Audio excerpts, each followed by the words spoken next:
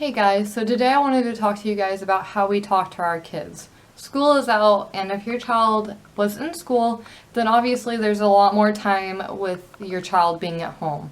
This can lead to stress, this can lead to us saying things the way we shouldn't say them, and the way that you talk to your kids is so important. It starts a foundation for how they should talk to their children, and it affects their emotions and how they feel. They might view it as mommy's being mean or mommy's being helpful.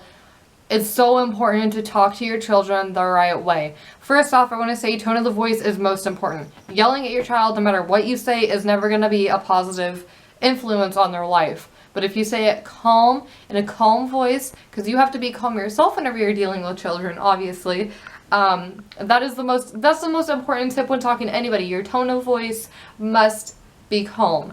If you're yelling, anyone's going to think you're upset. If you're talking really loud, anyone's going to think you're upset. So a calm voice and a quiet voice is the best way to talk to a toddler. If your child's yelling, simply wait for them to calm down. Continue to talk to them in a calm voice saying, I understand how you're feeling. I understand, and then talk to them. Or pull them out of the situation and wait for them to calm down.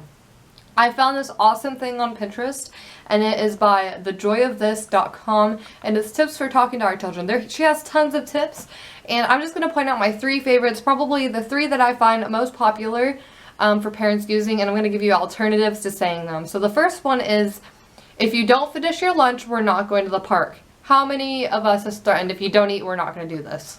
I'm guilty of it. I used to do it all the time. Instead of saying that, you should say, once you're finished eating lunch, then we can go to the park.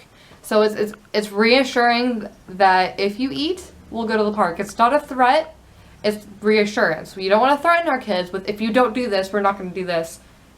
We don't want to threaten our kids. We're their mom, we don't threaten our children. Another one that I'm finding I'm using a lot with my 3-year-old, or I was using a lot, I've implied the alternatives into my life with my children, so I found a lot of positive feedback from it. So the second one is, for the last time, come here right now. I used to say that a lot. So the alternative to that one is, do you want to come here by yourself, or should I help you? That is also reassuring, but that's saying, I'm your mom, I'm willing to help you if you can't do this yourself, but this is still what you need to do.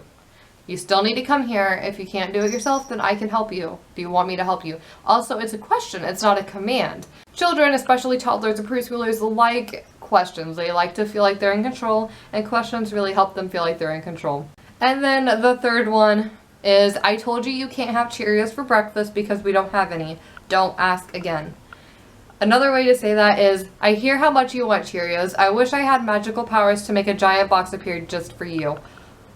That is an amazing tip. I use that all the time, especially whenever I'm trying to get my toddler to eat, especially my 3-year-old. This is superhero food, kind of getting down to their level and talking at their level. They like magical powers, they like superheroes, they like, robots, whatever your child likes. Get down to that level, and that will help them understand what you're trying to say. So again, that's not a demand. It's, I understand how you're feeling, and if I had this power, I could do it for you. If I could, I would, type of thing. And that makes them feel like, my mom understands what I'm thinking, my mom understands what I'm feeling, and she cares about me enough that if she had magical powers, that she would do that for me. That helps them understand, that makes them feel reassured and loved. So those are some things that I would try to imply into your life. They could go for way more scenarios than this. I mean, you could use those 3 basics in every conversation you have with your child, which is basically reassurance. Try to give them an option, like, can you come here yourself, or do you need my help?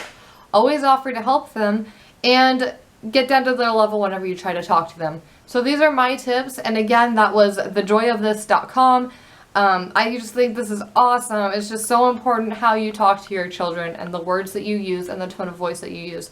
So let me know if this helps you guys. I have found so much help whenever it comes to talking to my 3-year-old, because he is at that age where he wants to be in charge of everything, and he can't be in charge of everything. Mommy's in charge of most things, and I have found these have worked so amazing in every single way. And let me know if you have any tips on this type of subject on how to talk to your children, and let me know if it helps anyone or if it spoke to anyone. So again, thanks a lot for watching, and I hope you guys enjoyed.